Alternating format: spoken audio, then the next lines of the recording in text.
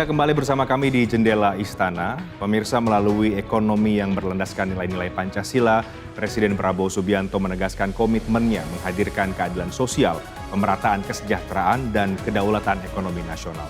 Sebuah pesan bahwa kekayaan Indonesia harus dikelola untuk kepentingan rakyat Indonesia, karena kemajuan bangsa hanya akan bermakna apabila manfaatnya dapat dirasakan oleh seluruh anak bangsa tanpa terkecuali.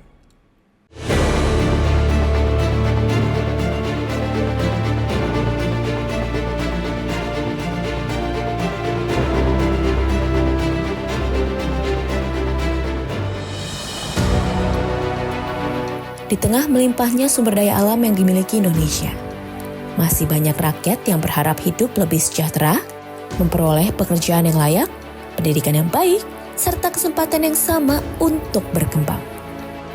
Presiden Prabowo Subianto menegaskan bahwa ekonomi Indonesia tidak boleh hanya mengejar pertumbuhan angka semata. Lebih dari itu, pembangunan ekonomi harus menghadirkan manfaat nyata bagi seluruh rakyat. Pancasila telah mempersatukan bangsa Indonesia selama 81 tahun. Banyak pihak, banyak negara yang mengatakan Indonesia tidak bisa utuh, Indonesia tidak bisa bertahan. Karena terlalu banyak perbedaan, terlalu banyak suku bangsa, terlalu banyak bahasa daerah, terlalu banyak adat yang berbeda.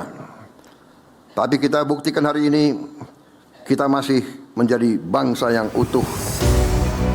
Bagi Presiden Prabowo Subianto, keberhasilan pembangunan tidak hanya diukur dari pertumbuhan ekonomi nasional, tetapi dari seberapa besar negara mampu melindungi kelompok masyarakat yang paling membutuhkan. Presiden Prabowo Subianto menegaskan bahwa petani harus mendapatkan pupuk tepat waktu dengan harga yang terjangkau. Nelayan harus memperoleh akses pasar yang adil, sementara pekerja harus mendapatkan kesempatan hidup yang layak dan perlindungan yang memadai.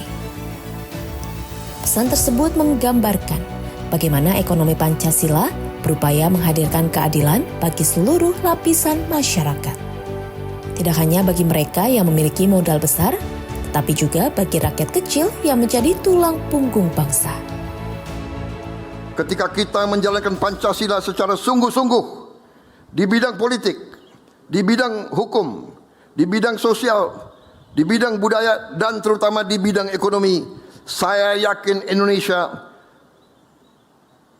tidak hanya akan menjadi negara maju dan makmur, Indonesia akan menjadi bangsa yang dihormati oleh bangsa-bangsa lain karena rakyatnya sejahtera. Bangsa yang kuat karena persatuannya, bangsa yang makmur karena keadilannya, bangsa yang besar karena kemanusiaannya, bangsa yang mampu menjadi kekuatan bagi perdamaian dunia, bangsa yang tidak minta-minta bantuan, bangsa yang mampu membantu bangsa-bangsa lain. Mari kita jaga Pancasila, mari kita amalkan Pancasila, mari kita wujudkan Indonesia yang adil, makmur, berdaulat, dan bermartabat.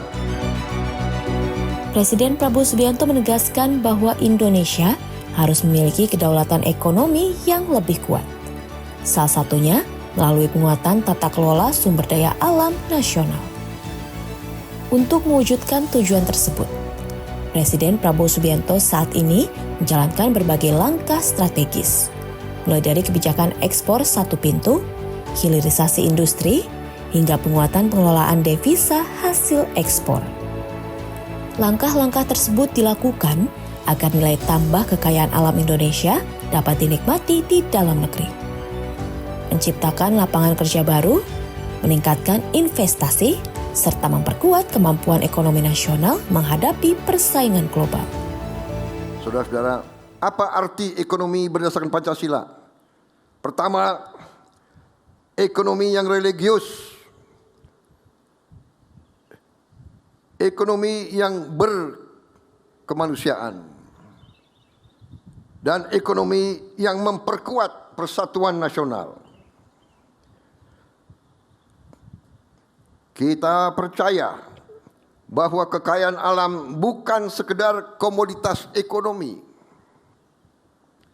Kekayaan alam adalah amanah Tuhan Yang Maha Esa yang harus dikelola secara bertanggung jawab untuk sebesar-besar kemakmuran rakyat dan juga untuk anak dan cucu kita. Di hari lahir Pancasila ke-81 ini, Presiden Prabowo Subianto kembali mengingatkan bahwa cita-cita besar para pendiri bangsa belum selesai diperjuangkan.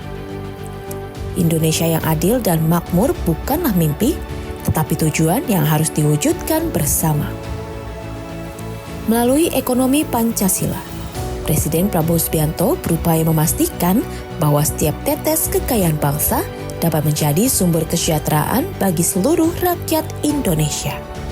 Bukan hanya untuk hari ini, tetapi juga untuk generasi-generasi yang akan datang.